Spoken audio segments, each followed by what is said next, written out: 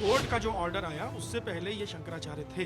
शंकराचार्य अवधूतेश्वरानंद जी ने जहां भी इंटरवीन किया, उन्होंने गाय पे, गंगा पे, मंदिर पे इंटरवीन किया है। पहली बात तो ये सोचना गलत है कि वो कांग्रेसी इंक्लिनेशन है। केस तो वो है जो स्वामी ब्रह्मलीन स्वामी स्वरूपानंद जी पे किया गया, वासुदेवानंद जी के द्वारा। कांग्रेस के सीएम को मुंह पर के डांट करके भगाने वाले भी स्वामी अवधूतेश्वरानंद थे। शास्त्रों में विशेष रूप से ये लिखा हुआ है कि शारीरिक रूप से विकलांग व्यक्ति जो है पीठाधीश्वर नहीं हो सकता।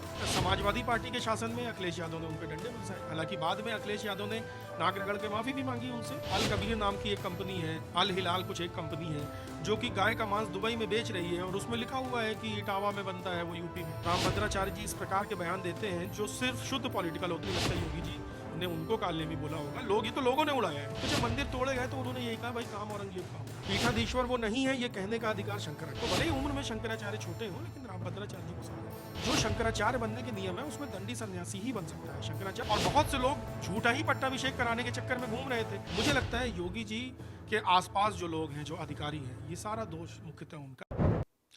हमारे साथ इस वक्त मौजूद हैं विंग कमांडर पुष्कल द्विवेदी साहब। स्वामी अविमुक्तेश्वरानंद यानी शंकराचार्य जी के ये भक्त हैं और इस वक्त जो चल रहा है उत्तर प्रदेश में शंकराचार्य को लेकर, उससे इनको भी तकलीफ हुई है और जो सनातन धर्म को फॉलो करने वाले लोग हैं, मानने वाले लोग हैं, शंकराचार्य के जो शिष्य हैं, उनको भी तकलीफ हुई है। लेकिन इस पूरे मामले में कई राजनीतिक एंगल भी जोड़े जा रहे हैं। कुछ लोग का ये भी मानना है कि शंकराचार्य, चूंकि उनका इतिहास, उनके गुरु जी का इतिहास एक पॉलिटिकल बैकग्राउंड से आता है, तो वो बड़े इन्फ्लुएंस हो गए हैं, वो एक पार्टी के लिए काम कर रहे हैं। और दूसरा पक्ष ये कहता है कि उन्होंने, उनके ऊपर जो आरोप लगा है वो आरोप बहुत जघन्य है, घिनौने हैं, इसलिए शंकराचार्य के खिलाफ कार्रवाई होनी चाहिए। तो पूरा उत्तर प्रदेश बटा हुआ है, हिंदुस्तान बटा हुआ है। पुष्कल द्विवेदी साहब से ही हम जानना चाहते हैं कि ये जो पूरा प्रकरण चल रहा है, आप शंकराचार्य को सही मानते हैं या गलत मानते हैं? देखिए, एक आम आदमी पर इल्ज़ाम लगता है, अगर इस तरह के कोई भी घिनौने अपराध आरोप लगते हैं, उसकी फ़ौरन गिरफ्तारी हो जाती है। मेरा ये मानना है कि योगी सरकार ने बहुत लिबर्टी दी है शंकराचार्य को। आपका क्या मानना है? देखिए, इसको मुद्दे को थोड़ा सा समय लगेगा मुझे समझाने के लिए, और मैं रुक रुक के समझाऊंगा आपको। सबसे पहले तो आपने इंट्रोडक्शन में जो बताया, मुझे लगता है आज के एपिसोड में आपके दर्शकों को कई नई चीज़ें जानने को मिलेंगी। आपने बोला कि अविमुक्तेश्वरानंद जी का पहले से जो भी उनके ऊपर आरोप एक इंक्लिनेशन के चले आते हैं, एक पॉलिटिकल बैकग्राउंड की वजह से। तो मैं सभी दर्शकों को बता दूं कि स्वामी अविमुक्तेश्वरानंद जी कभी किसी पॉलिटिकल पार्टी में नहीं रहे, लेकिन वो अखिल भारतीय विद्यार्थी परिषद में थे। तो जो लोग कहते हैं कि उनका कांग्रेस का बैकग्राउंड है, नहीं साहब, उनका यूथ कांग्रेस नहीं, वो यूथ कांग्रेस में नहीं रहे। वो अखिल भारतीय विद्यार्थी परिषद में थे और उसी परिषद से, वो उसी एबीवीपी से ही उन्होंने चुनाव भी लड़ा था जब वो छात्र थे। और इसलिए थे, उसमें भी वो इसलिए थे क्योंकि एबीवीपी जो है अपने संविधान में और अपने आप को वो एक पॉलिटिकल पार्टी नहीं कहती है। एबीवीपी छात्रों को उन्नत करने के लिए, उनको आगे बढ़ाने के लिए बना एक समूह है। तो actually technically it is not a political party. तो इस वजह से सेवा, समर्पण, संस्कार, जो एबीवीपी के 3 जो ध्रुव वाक्य हैं, सेवा, समर्पण और संस्कार हैं, वो पॉलिटिकल पार्टी नहीं है। लेकिन जो उन्होंने चुनाव लड़ा था और जो वो कॉलेज के दिनों पे इस मेंबर थे किसी भी दल के, तो वो अगर किसी दल के मेंबर रहे हैं तो वो अखिल भारतीय विद्यार्थी परिषद के रहे। तो आप स्वयं समझ लीजिए कि उनका इंक्लिनेशन कहाँ होगा। दूसरी बात ये कि राहुल गांधी को स्वामी अविमुक्तेश्वरानंद जी ने कुंभ के दौरान हिंदू धर्म से बाहर बहिष्कृत कर दिया। राहुल गांधी ने मनुस्मृति का अपमान किया था सदन के अंदर, और इस अपराध के चलते धर्म संसद में अविमुक्तेश्वरानंद जी ने ही ये सजा सुनाई और अपनी शंकराचार्य की पावर्स का यूज़ करते हुए राहुल गांधी को हिंदू धर्म से निकाल के फेंक दिया, बाहर कर दिया। गंगा आंदोलन जब चल रहा था, जब उत्तरांचल में सरकार थी कांग्रेस की, उसके वीडियो सर्कुलेट हो रहे हैं, मैंने भी अपने ट्विटर में डाले हुए हैं। उस समय कांग्रेस के सीएम को मुंह पर के डांट करके भगाने वाले भी स्वामी अविमुक्तेश्वरानंद थे, और उन्होंने बोला था कि गंगा जी को हम स्वरूप नहीं बिगड़ने देंगे, ये जो तुम कंस्ट्रक्शन कर रहे हो इसको नहीं होने देंगे। तो पहली बात तो ये सोचना गलत है कि वो कांग्रेसी इंक्लिनेशन के हैं। होता क्या है कि जब लोकतंत्र में जब कोई व्यक्ति कोई कुछ चाहता है तो वो किससे मांगेगा? सरकार से मांगेगा। और सरकार देगी तो वो सरकार का गुणगान करेगा, नहीं देगी तो सरकार की निंदा करेगा, सीधी सी बात है। तो आप देखिए समाजवादी पार्टी के शासन में अखिलेश यादव ने उन पे डंडे बरसाए, हालांकि बाद में अखिलेश यादव ने नाक रगड़ के माफ़ी भी मांगी उनसे, क्योंकि वो समझ गए कि ये उनसे गलती हुई, एक पाप हुआ है, तो उन्होंने अपने पाप का निवारण कर दिया और शंकराचार्य जी ने उनको माफ़ भी कर दिया, क्योंकि संतों का हृदय ऐसा ही होता है। कांग्रेस के विरुद्ध बहुत सारे उन्होंने आंदोलन किए और कांग्रेस को बहुत उन्होंने गरियाया है। क्यों?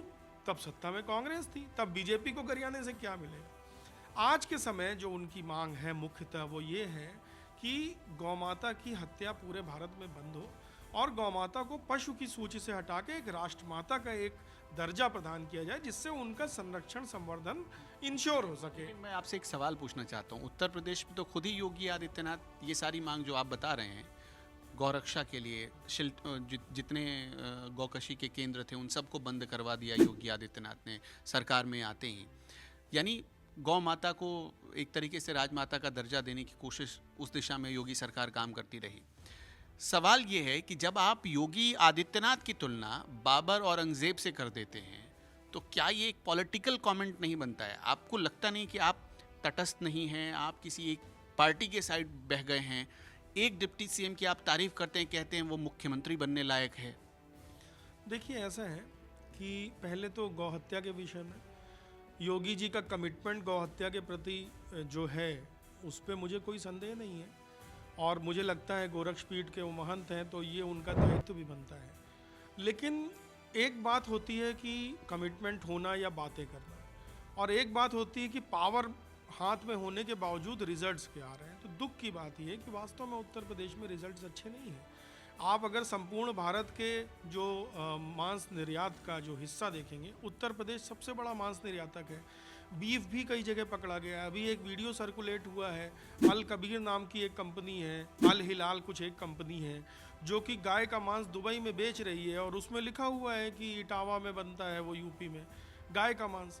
तो बात ये है कि कितने सीरियसली कार्य हो रहा है। देखिए सत्ता में जब कोई बैठा होता है तो उसकी बातें और बयान कोई मायने नहीं रखते, उसके कार्य मायने रखते हैं। हाँ, जब वो विपक्ष में है तो वो चिल्ला रहा है, जो मांग कर रहा है वो मायने रखती है, लेकिन जब सत्ता में चला गया वो, तो अब आपके पास चैनल है, आप क्या प्रोग्राम दिखा रहे हैं वो मायने रखता है। ये नहीं मायने रख रहा कि आप कह रहे हैं कि हमें फलाना जॉनर अच्छा लगता है, हमें डिमाका अच्छा है, नहीं, आप जो दिखा रहे हैं वो मायने रखता है।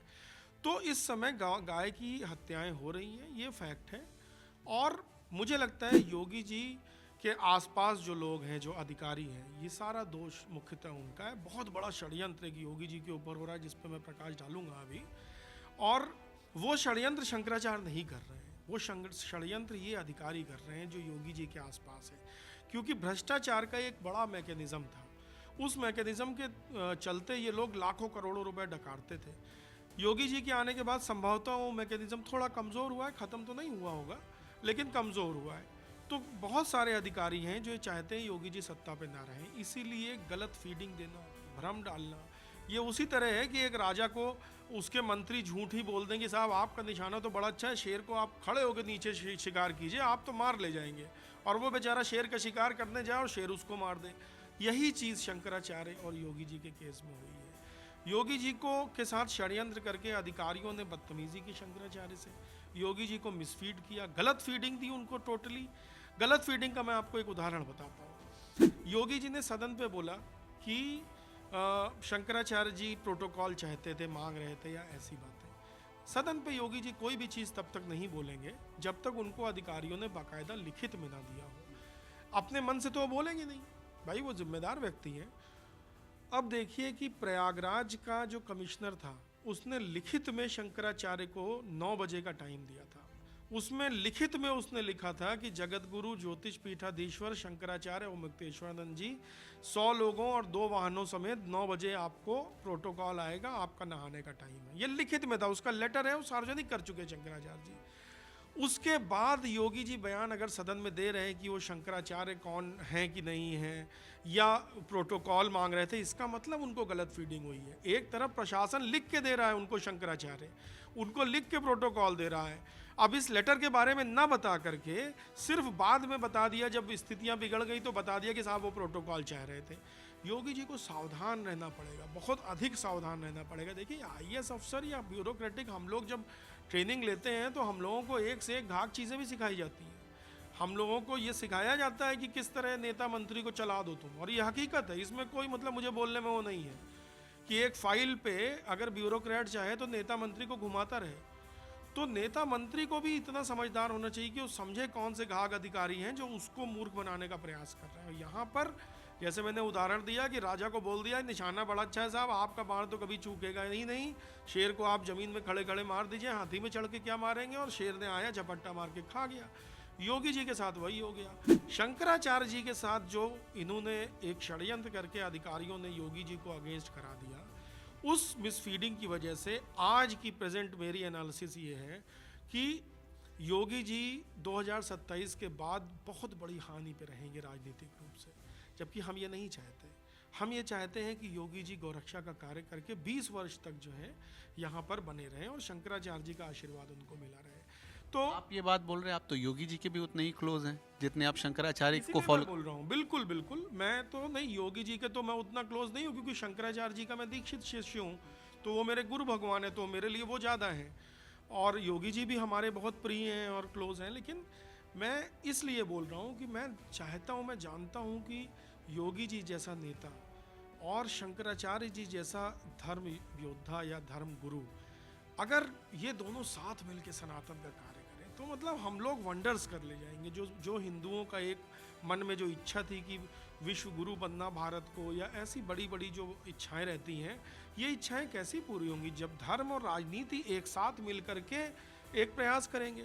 अब गाय के कटने की भी गलत फीडबैक दी जाती है योगी जी को, मैं 100% बता रहा हूँ, क्योंकि योगी जी का हृदय मैं नहीं मानता कि ऐसा है कि उनके जानकारी में गाय कटती रहे और वो उसको कटने दें। नहीं, ये अधिकारियों की मिलीभगत है। लेकिन योगी जी चूक कहाँ रहे हैं? योगी जी चूक रहे हैं अपने सलाहकार मंडल के घाघपने से। मैं स्पष्ट बता रहा हूँ, अभी योगी जी को एक कमेटी बनानी चाहिए, उस कमेटी में रिटायर्ड ऑफिसर्स को भरें जिनको पता हो कि क्या है घाघपना, क्या होता है।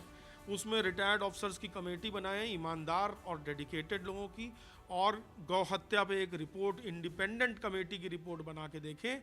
योगी जी स्वयं जान जाएंगे कि शंकराचार्य जी जो मांग कर रहे हैं वो जायज़ है। क्या शंकराचार्य रेपिस्ट हैं? क्या शंकराचार्य ने यौन शोषण किया है? देखिए, मैं आपको बताऊं, मैंने उनको गुरु रूप में स्वीकार करने से पहले कई वर्षों तक उनको परखा। ईश्वर से भी मैंने प्रार्थना की कि अगर ये सही हो तभी हमको ऐसी प्रेरणा दें कि हम इनसे दीक्षा लें। और मैं अच्छी तरह से जानता हूँ कि शंकराचार्य जी एकदम निष्कलंक उनका चरित्र है। देखिए, होता क्या है कि उनके ऊपर जिसने आरोप लगाया है उसका असली नाम अश्विनी सिंह है, पिता का नाम राजेंद्र सिंह है। फिर उसने नाम बदल करके अपना नाम, धर्म की राय लाइन में आना था तो आशुतोष पांडे रख दिया कि ब्राह्मण हो तो सपोर्ट मिलेगा, पांडे नाम हो जाएगा।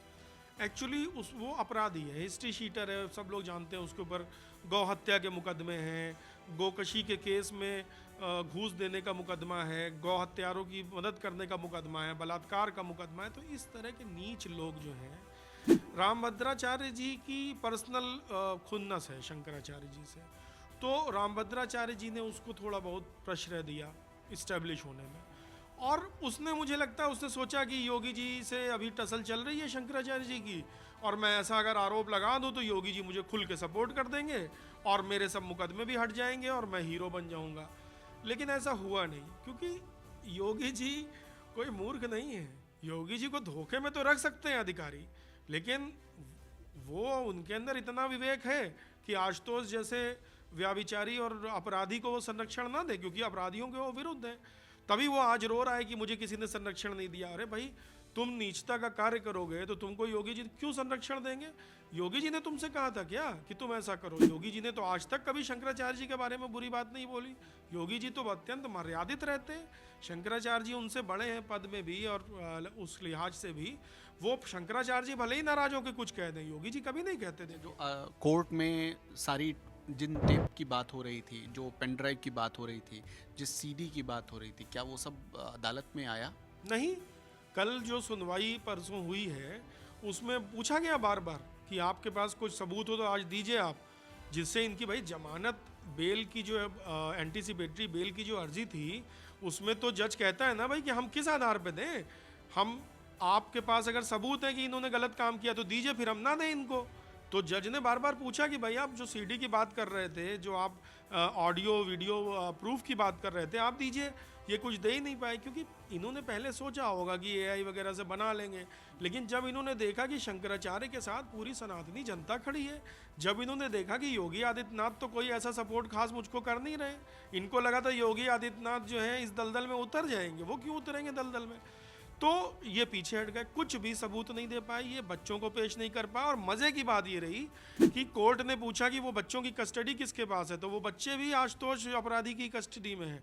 तो कोर्ट ने प्रताड़ना दी कि भैया वो तो जुवेनाइल कस्टडी में होने चाहिए, जुवेनाइल होम में होने चाहिए थे, आप क्यों ऐसे हिस्ट्री शीटर के पास उसको रखे हुए हो। तो कुल मिलाकर के अब इस प्रकरण में शंकराचार्य जी तो निर्दोष सिद्ध हो ही चुके हैं। इस प्रकरण में आशुतोष ब्रह्मचारी को या दुराचारी को उसको जेल होना तय है। और मुझे सबसे ज़्यादा दुख जिस बात का है वो इस बात का, इस पूरे प्रकरण में योगी जी की छवि बहुत खराब हो गई। योगी जी की छवि खराब हुई, उसका कारण है कि योगी जी ने उन अधिकारियों पर भरोसा किया जिन पे उन्हें नहीं करना चाहिए था।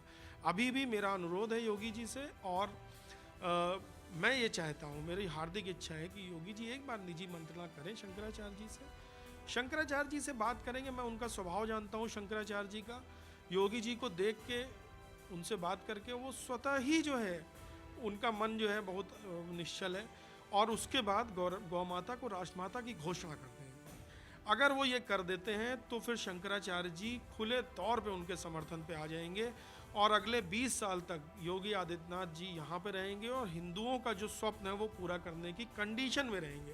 नहीं तो अभी स्थितियाँ राजनीतिक बड़ा खराब है।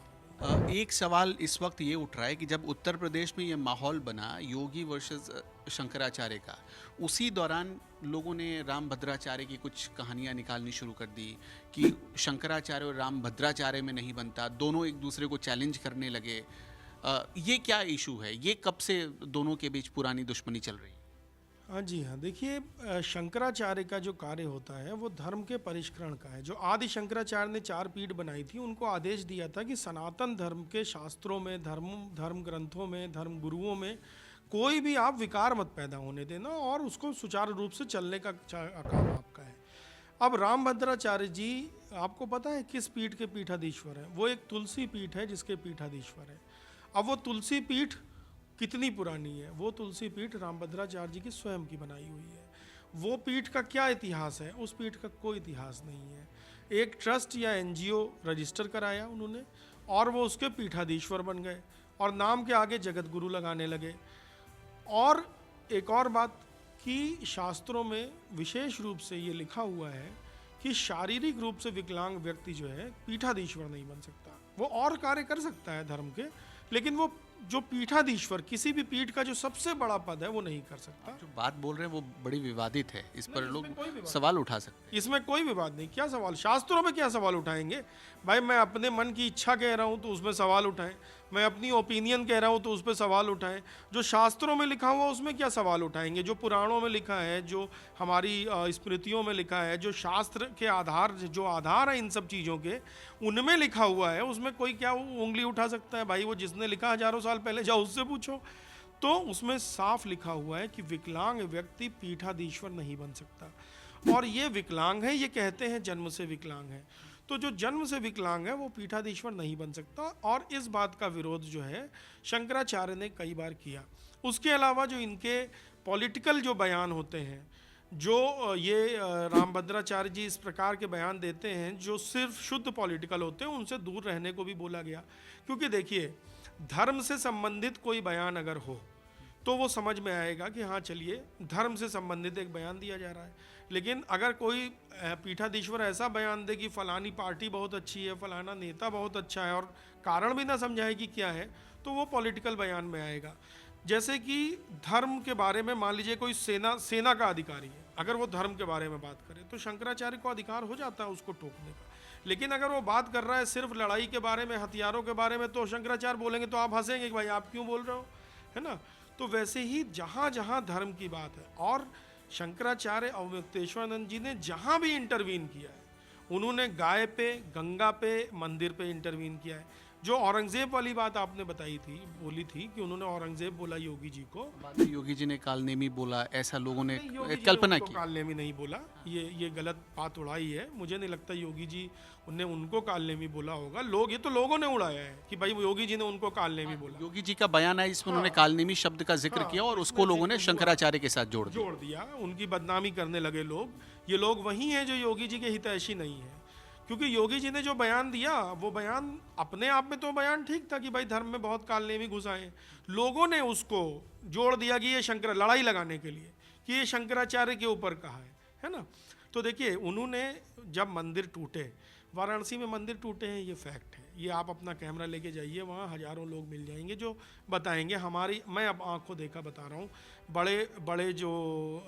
बड़े गुरुदेव बोलते थे उनको, जो काशी विश्वनाथ में जो शिवलिंग, मेन शिवलिंग के बाहर एक शिवलिंग थे, बड़े गुरुदेव, और सारे अभिषेक वगैरह वहाँ होते थे निरंतर। मतलब मुझे लगता है एक दिन में 1000 अभिषेक होते होंगे उनके। वो आज नहीं है, तोड़ दिया गया उनको, शिव कचहरी तोड़ दी गई। ये तो हम लोगों की आंखों की देखी चीज़ है। तो जब मंदिर तोड़े गए तो उन्होंने यही कहा, भाई काम औरंगजेब का हो रहा है। और ये निंदा प्रताड़ना संत इसलिए करते हैं कि उस निंदा प्रताड़ना से व्यक्ति थोड़ा सजग हो जाए और वो ठीक करे इन चीज़ों को। ये निंदा प्रताड़ना इसलिए नहीं है कि वो उनकी कोई उनसे लड़ाई है। वो तो स्पष्ट एक बात कहते हैं कि भाई आप गौ माता को राजमाता कर दो, हम घर घर जाके आपका प्रचार करेंगे, आपका गुणगान करेंगे। तो ये समझिए कि गाय के लिए, मंदिरों के लिए, गंगा के लिए, सनातनी हिंदुओं के लिए, ब्राह्मणों के लिए, बटुकों के लिए, क्षत्रियों, वैश्यों, शूद्रों के लिए, इनके लिए उनकी लड़ाई है शंकराचार्य जी की। और मुझे लगता है योगी जी को अब बहुत ही ज़्यादा ये तलवार की धार पे चलने वाला समय आ गया। रामभद्राचार्य जी पर आते हैं, उनको उत्तर प्रदेश में बहुत सारे लोग ऐसे हैं और उनमें कुछ पॉलिटिकल पार्टियों के लोग भी हैं, मैं उनका नाम जिक्र नहीं करना चाहता इस वीडियो में, लेकिन उनको भगवान की तरह मानने लगे हैं आजकल। आप बता रहे हैं कि वो एक स्वयं ही वो पीठ बनाते हैं, उसके वो पीठाधीश्वर बन जाते हैं, तो क्या वो फर्जी हैं, आप ऐसा कहना चाहते हैं? देखिए, ये फर्जी शब्द तो मैं इस्तेमाल नहीं करूँगा। वो एक धर्म गुरु हैं और कुछ भी हो एक संत तो है ही है। पीठाधीश्वर वो नहीं है, ये कहने का अधिकार शंकराचार्य का है। मैं उतना बड़ा नहीं हूँ कि मैं रामभद्राचार्य जी से बड़ा नहीं हूँ, शंकराचार्य उनसे बड़े हैं। शंकराचार्य जी ने स्पष्ट कर दिया है कि उनको ऐसा नहीं करना चाहिए। स्वयं पीठ में बैठा करके, कोई गुरु बैठा है तो बात होती है, गुरु ने तो उनको बैठाया नहीं। तो ये चीज़ें शंकराचार्य स्पष्ट कर चुके हैं। रामभद्राचार्य जी के बारे में मैं ये सिर्फ कहना चाहता हूँ कि एक संत है, आरोप उन पे भी लगे हैं और वो विकलांग भी हैं, उनकी आंखें नहीं हैं, तो उसका भी लाभ लोग उठाते होंगे। उनके आश्रम में कुछ गलत कार्य अगर कोई कर रहा है, उनको पता भी नहीं चलेगा। आरोप लगे हैं, वो भी आरोप लगे हैं वो तो। लेकिन उनका सम्मान तो होना चाहिए। लेकिन साथ ही साथ रामभद्राचार्य को भी ये समझना चाहिए कि शंकराचार्य का स्थान जो है वो बहुत ऊंचा है और इस बात को मानने में कोई बुराई नहीं है। अगर मान लीजिए chief of army staff, chief of air staff या CDS मुझसे ऊंचे हैं पद में, अब आप आज मैं रिटायर हो गया, हो सकता है मेरा कोई जूनियर जो मेरे सामने जो पुशअप लगाता था, हो सकता है वो चीफ बन जाए। कल को मैं उसके पद की रिस्पेक्ट करूंगा, कल को मैं जा करके उससे कोई अबे तबे करके बात नहीं करूंगा। वो चीफ ऑफ एयर स्टाफ बन गया होगा तो मैं जाके उसको बोलूंगा कि chief this is the thing है। तो मुझे उसका भले ही मुझसे छोटा हो, तो भले ही उम्र में शंकराचार्य छोटे हों, लेकिन रामभद्राचार्य जी को सम्मान करना चाहिए। अच्छा, आपने रामभद्राचार्य जी पर सवाल उठाया, एक सवाल उठता है शंकराचार्य जी पर भी, अविमुक्तेश्वरानंद पर सवाल ये उठता है कि उनको भी किसी ने गद्दी पर नहीं बिठाया।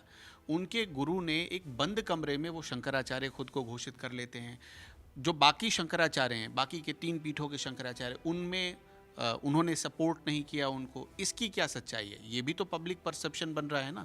नहीं, जो प्रश्न में आपने बातें बताई ये एकदम गलत तथ्य हैं और ये सिर्फ जो है प्रोपेगेंडा जो झूठा उड़ाया गया। मैं आपको सच बताता हूँ और जनता से भी मैं कहता हूँ कि सच मैं जो बता रहा हूँ उसको सिर्फ मेरी बात मानने के लिए नहीं, मेरे टाइमलाइन पे चले जाएं फेसबुक में या ट्विटर में, और 1008 गुरु जो ऑफिशियल चैनल है शंकराचार्य का, वहाँ चले जाएं, सारे प्रमाण दिए हैं, मैंने भी सारे प्रमाण डाले हैं। देखिए, जब ब्रह्मलीन बड़े गुरुदेव स्वामी स्वरूपानंद जी जब वो ब्रह्मलीन हुए तो उस समय उनके सिर्फ 2 दंडी सन्यासी शिष्य थे, सिर्फ 2 दंडी सन्यासी थे। एक ये थे, एक सदानंद जी महाराज थे। तो जो शंकराचार्य बनने के नियम है उसमें दंडी सन्यासी ही बन सकता है शंकराचार्य, सामान्य सन्यासी नहीं बन सकता। जिसको दंड सन्यास मिला है वही बन सकता है शंकराचार्य। तो जो दो दंडी सन्यासी थे उसके साथ साथ उन्होंने अपनी एक वसीयत लिखी थी। उस वसीयत में उन्होंने एकदम स्पष्ट लिखा था कि सदानंद जी को एक पीठ देनी है और इनको अविमुक्तेश्वरानंद जी को ज्योतिष पीठ एक पीठ देनी है। तो उसी के आधार पर उस समय के तत्कालीन जो दो शंकराचार्य थे उन्होंने उनको अभिषेक कर दिया था। पुरी के शंकराचार्य जो थे उन्होंने अभिषेक इसलिए नहीं किया, वो आ नहीं पाए कि पुरी के शंकराचार्य के शिष्यों ने ब्रह्मलीन होते ही स्वरूपानंद जी के कुछ दुष्प्रकार और प्रचार और अनर्गल बातें करना शुरू किया। तो फिर ये जब मंत्रणा हुई कि भाई जब दो शंकराचार्य हमको बना रहे हैं ज्योतिष पीठ का, और जो कि शंकराचार्य अनुशासन के हिसाब से है कि दो शंकराचार्य बना सकते हैं, तो हम अभी उनको डिस्टर्ब ना करें, बाद में हम जा करके उनसे पूरी बातचीत करेंगे, क्योंकि वो उम्र में काफ़ी बड़े थे। तो बोला कि उनसे हम जा करके बाद में बातचीत करके उनको हम सब बताएंगे अपना पक्ष। और फिर उनका जो है अभिषेक हो गया, दो शंकराचार्यों ने कर लिया और पुरी वाले को बताया ही नहीं गया, इसीलिए क्योंकि उनकी आवश्यकता ही नहीं थी। मान लीजिए किसी बिल को पास करने के लिए 30 मेंबर्स की ज़रूरत है, तो आप 50वें मेंबर को नहीं बताएंगे। आपके पास 32 आदमी, तो आप बोलेंगे बिल पास कर लो, बाकी हम सबको समझा देंगे, तो सब अपने ही हैं। तो उस धारणा के तहत, क्योंकि कई लोग थे जो गिद्ध दृष्टि रखे हुए थे, तो जो स्वामी अविमुक्तेश्वरानंद जी की जो अभिषेक हुई है वो दो शंकराचार्यों द्वारा हुई है। वो सुप्रीम कोर्ट क्यों गया, कोर्ट में क्यों गया? मैं बता रहा हूँ, कोर्ट बता रहा हूँ। दो शंकराचार्यों द्वारा हुआ है और वो मामला जो है वो दो शंकराचार्यों द्वारा हुआ है और ब्रह्मलीन स्वरूपानंद जी महाराज की इच्छा और विल के अनुसार हुआ है। अभी भी कुछ लोग जीवित हैं जिन्होंने वो विल पढ़ी है, जिनके सामने वो विल बनी थी, उनके भी वीडियो बयान हमारे उसमें है, जिन्होंने बोला है हमारे सामने ही स्वामी जी ने ये विल बनाई थी कि इनको ये पीठ देनी है। अब मैं केस की बात बताता हूँ। देखिए, केस दो हैं। एक केस तो वो है जो स्वामी ब्रह्मलीन स्वामी स्वरूपानंद जी पे किया गया, वासुदेवानंद जी के द्वारा, तो वो इन पे नहीं है, वो इनके गुरु जी पे है कि भाई तुम शंकराचार्य नहीं हो।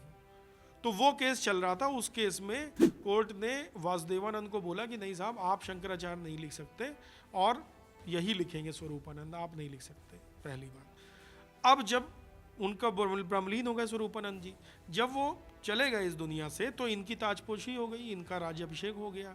राज्याभिषेक मतलब इसमें पट्टाभिषेक हो गया। पट्टाभिषेक होने के बाद शंकराचार्य बन गए। उसके बनने के कुछ दिन बाद एक कोर्ट में पिटीशन मूव हुई कि भाई शंकराचार्य का कोई भी पट्टाभिषेक होने पे रोक लगा दी जाए ज्योतिष पीठ के। कोर्ट ने कहा कि ठीक है, ज्योतिष पीठ का अभी कोई पट्टाभिषेक नहीं होगा।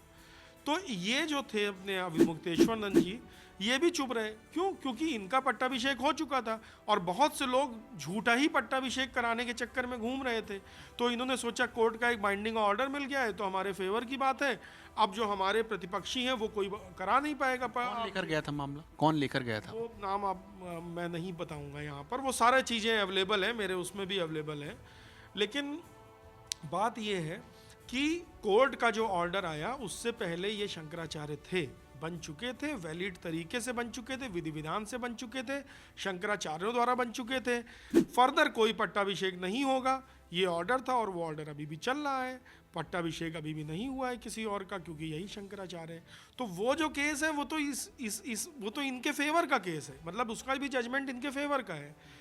उन लोगों ने सोचा था कि ये हम ऐसा करेंगे तो शायद इनका रिवर्ट हो जाए, यानी कि जो ये शंकराचार्य बने हैं उसको अवैध घोषित कर दें। फाइनल जजमेंट आ चुका है? हाँ, उसका जजमेंट आ चुका है, कोई अवैध नहीं घोषित किया गया। उसमें सिर्फ ये बोला गया कि पट्टाभिषेक अभी नहीं, अब नहीं होगा कोई। तो उससे पहले ही इनका पट्टाभिषेक हो चुका था। बहुत बहुत शुक्रिया हमारे साथ जुड़ने के लिए और वक्त देने के लिए। तो शंकराचार्य विवाद पर बहुत सारी जानकारियां और बहुत अंदर की जानकारियां पुष्कल द्विवेदी साहब ने बताई हैं। दोस्तों, आप क्या समझते हैं? आपको देखकर क्या लग रहा है? क्या सचमुच योगी आदित्यनाथ को कुछ गलत बातें बताई जाती हैं, या शंकराचार्य को के खिलाफ दुष्प्रचार किया जा रहा है, या शंकराचार्य गलत हैं या सरकार गलत है? आपके जो भी विचार हों कमेंट बॉक्स में हमें ज़रूर बताते चलिएगा। इस वीडियो में इतना ही। नमस्कार।